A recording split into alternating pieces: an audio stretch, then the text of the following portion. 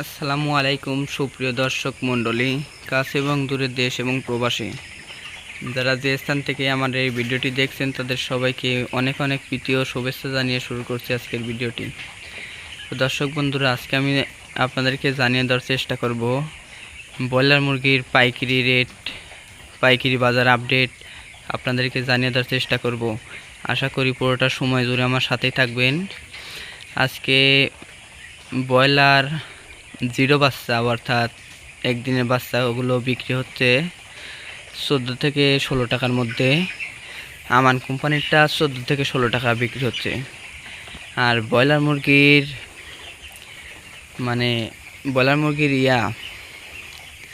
Ready মুরগিগুলো বিক্রি হচ্ছে 150 থেকে 55 টাকার মধ্যে। আমাদের পাবনাতে বিক্রি হচ্ছে 150-52 টাকা।